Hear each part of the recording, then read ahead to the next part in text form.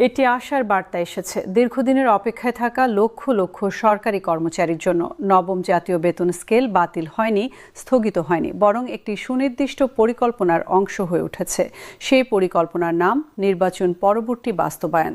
তারেক রহমান এবং প্রধান উপদেষ্টা দুজনেই জানিয়েছেন একই কথা, দেশ স্বাভাবিক হলে, নির্বাচন হলে, স্থিতিশীলতা ফিরলে তারপরে আসবে পে স্কেল।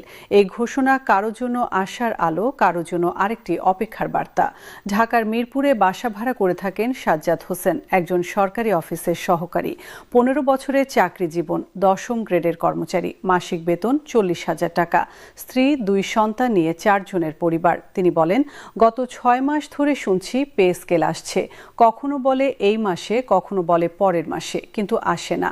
এখন আবার বলছে নির্বাচনের পর। তার কণ্ঠে হতাশা, কিন্তু সেই সাথে একটুকরো আশাও। তিনি বলেন, তারেক রহমান সাহেব বলেছেন পে স্কেল বাতিল হয়নি, এটাই বড় স্বস্তির কথা, মানে একদিন তো আসবে। সাজ্জাদের মতো লক্ষ লক্ষ কর্মচারী এখন এই দোলাচলে, একদিকে হতাশা, আবার দেরি, অন্যদিকে আশা, অন্তত বাতিল তো হয়নি। তারেক রহমানের বক্তব্যের মূল সুর হলো ধৈর্য ধরুন, যা আসবে তা হবে মজবুত, টেকসই। তাড়াহুড়ো করে যা আসতো তার চেয়ে ভালো। তিনি বলেছেন, বর্তমান অর্থনৈতিক পরিস্থিতিতে তাড়াহুড়ো করে পে স্কেল দিলে সেটা টিকবে না, মুদ্রাস্ফীতি বাড়বে, টাকার মূল্য কমবে, ফলে বেতন বাড়লেও প্রকৃত সুবিধা হবে না। এই যুক্তি অর্থনীতিবিদরাও সমর্থন করছেন। তারা বলছেন, হ্যাঁ, সঠিক কথা, বেতন বৃদ্ধি হতে হবে পরিকল্পিত, নচেত সমস্যা আরও বাড়বে। কিন্তু কর্মচারীরা ভাবছেন, আমাদের কষ্ট এখন, এই মুহূর্তে, নির্বাচনের জন্য কতদিন অপেক্ষা করব।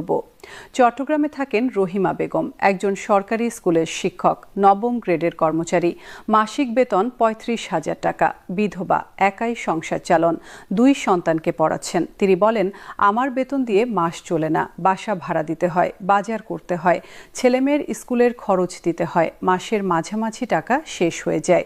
তিনি জানতে চান, নির্বাচন কবে হবে আর কতদিন এভাবে চলবে। রহিমার মতো হাজারো কর্মচারী এই প্রশ্ন করছেন এবং সেই প্রশ্নের উত্তর এখনও অস্পষ্ট। তারেক রহমান বলেছেন, নিম্ন ও মধ্যম শ্রেণীর কর্মচারীরা যেন সবচেয়ে বেশি উপকৃত হয়, এটাই লক্ষ্য। এই কথায় অনেকে আশা পাচ্ছেন। রাজশাহীর একজন পিয়ন আব্দুল মজিদ, 20ম গ্রেডের কর্মচারী, মাসিক বেতন 26,000 টাকা, 5 জনের পরিবার। তিনি বলেন, আমি শুনেছি নতুন পে স্কেলে আমাদের বেতন অনেক বাড়বে। যদি সত্যি হয় তাহলে আমার জীবন বদলে যাবে, ছেলে মেয়েদের ভালো স্কুলে পড়াতে পারবো। তার চোখে স্বপ্ন, এবং সেই স্বপ্ন এখন নির্ভর করছে একটি নির্বাচনের উপর। প্রধান উপদেষ্টা বলেছেন, দেশ স্বাভাবিক হলে পে স্কেল বাস্তবায়ন করা হবে। তার এই স্বাভাবিক শব্দটা নিয়ে নানা ব্যাখ্যা হচ্ছে। কেউ বলছেন স্বাভাবিক মানে রাজনৈতিক স্থিতিশীলতা, কেউ বলছেন স্বাভাবিক মানে অর্থনৈতিক উন্নতি, আবার কেউ বলছেন স্বাভাবিক মানে প্রশাসনিক শৃঙ্খলা। যাই হোক, সবাই একমত, এখনই সেই স্বাভাবিক অবস্থা নেই, তাই অপেক্ষা করতে হবে।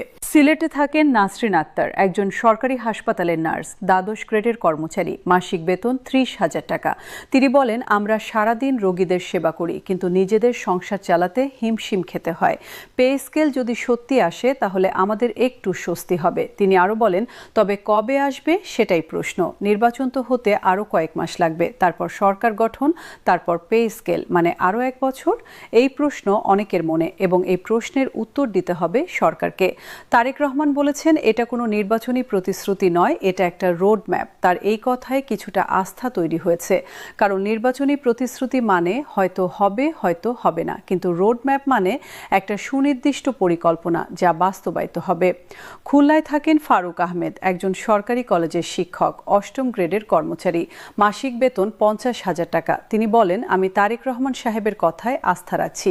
তিনি বলেছেন, পে স্কেল আসবে, আমি বিশ্বাস করি, তবে সময় মতো আসুক। ফারুকের মতো অনেক কর্মচারী আশাবাদী। তারা মনে করছেন, হ্যাঁ, দেরি হচ্ছে, কিন্তু আসবে। কিন্তু অন্যদিকে অনেকে সংশয়েও আছেন। তারা বলছেন, রাজনীতিবিদদের কথায় আর কতবার বিশ্বাস করব।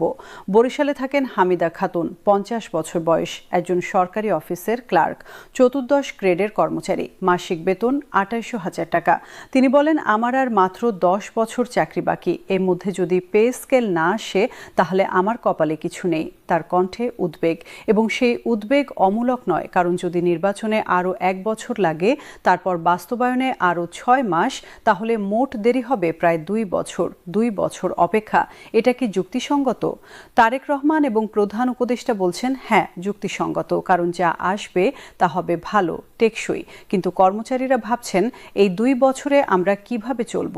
এখানেই আসছে আরেকটা প্রস্তাব। বিশেষজ্ঞরা বলছেন, পুরো পে স্কেল না হলেও কিছু তাৎক্ষণিক পদক্ষেপ নেওয়া যায়, যেমন মহার্ঘ ভাতা বাড়ানো, চিকিৎসা ভাতা বাড়ানো, বাসা ভাড়া ভাতা বাড়ানো। এগুলো নির্বাচনের জন্য অপেক্ষা না করেই করা যায়। এতে কর্মচারীরা কিছুটা স্বস্তি পাবেন এবং পুরো পে স্কেলের জন্য ধৈর্য ধরতে পারবেন।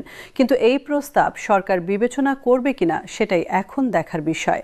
রংপুরে থাকেন আলমগীর হোসেন, একজন সরকারি ডাক্তার, 6ষ্ঠ গ্রেডের কর্মকর্তা। মাসিক বেতন 65,000 টাকা। তিনি বলেন, আমার বেতন তুলনামূলকভাবে ভালো, কিন্তু দায়িত্ব অনেক। আমি চাই নতুন পে স্কেল সবার জন্য ন্যায্য হোক। বিশেষ করে যারা নিম্ন গ্রেডে আছেন তারা যেন সবচেয়ে বেশি সুবিধা পান। তার এই মানবিক দৃষ্টিভঙ্গি প্রশংসনীয়, এবং এটাই তারেক রহমানও বলেছেন। তারেক রহমান জোর দিয়েছেন, নিম্ন ও মধ্যম শ্রেণীর কর্মচারীদের সবচেয়ে বেশি গুরুত্ব দিতে হবে, তারা যেন সত্যিকার অর্থেই উপকৃত হন। এই নীতি যদি সত্যি অনুসরণ করা হয়, তাহলে পে স্কেল হবে প্রকৃত অর্থেই কল্যাণমুখী। ময়মনসিংহে থাকেন জাহানারা পারভিন, একজন সরকারি প্রাথমিক বিদ্যালয়ের শিক্ষক, 13তম গ্রেডের কর্মচারী। মাসিক বেতন 30,000 টাকা। তিনি বলেন, আমি ছোট বাচ্চাদের পড়াই, তাদের ভবিষ্যৎ গড়ি, কিন্তু নিজের ভবিষ্যৎ নিয়ে নিজেই অনিশ্চিত। পে স্কেল যদি আসে, তাহলে আমার একটু মনে শান্তি হবে। জাহানারার মতো হাজারো শিক্ষক এই আশায় আছেন। তারা দেশের ভবিষ্যৎ গড়ছেন, কিন্তু নিজেদের বর্তমান নিয়ে চিন্তিত। পে স্কেল তাদের সেই চিন্তা কিছুটা হলেও লাঘব করবে। প্রধান উপদেষ্টা আশ্বাস দিয়েছেন, দেশ স্বাভাবিক হওয়ার সাথে সাথেই সব প্রস্তুতি সম্পন্ন থাকবে, দেরি হবে না। এই আশ্বাস গুরুত্বপূর্ণ, কারণ অতীতে দেখা গেছে ঘোষণা দিতে সময় লাগে না, কিন্তু বাস্তবায়ন করতে বছরের পর বছর কেটে যায়। এবার যদি সত্যি ঘোষণার সাথে সাথে বাস্তবায়ন শুরু হয়, তাহলে কর্মচারীরা সত্যিকার অর্থেই উপকৃত হবেন। কুমিল্লায় থাকেন রফিকুল ইসলাম, 7 বছর বয়স, একজন সরকারি কলেজের অধ্যাপক, 7ম গ্রেডের কর্মকর্তা। মাসিক বেতন 60,000 টাকা, আর 5 বছর পর অবসর। তিনি বলেন, আমার চাকরি জীবনের শেষ 5 বছর যদি একটা ভালো পে স্কেলে কাটে, তাহলে আমার পেনশনও ভালো হবে। তাই আমি আশা করছি দ্রুত এটা বাস্তবায়ন হোক। রফিকুলের মতো অনেক প্রবীণ কর্মচারী এই আশায় আছেন। তাদের সময় কম, তারা চান দ্রুত বাস্তবায়ন। নির্বাচন, স্থিতিশীলতা, তারপর পে স্কেল, এই পুরো প্রক্রিয়া কতদিন লাগবে? 1 বছর, 2 বছর?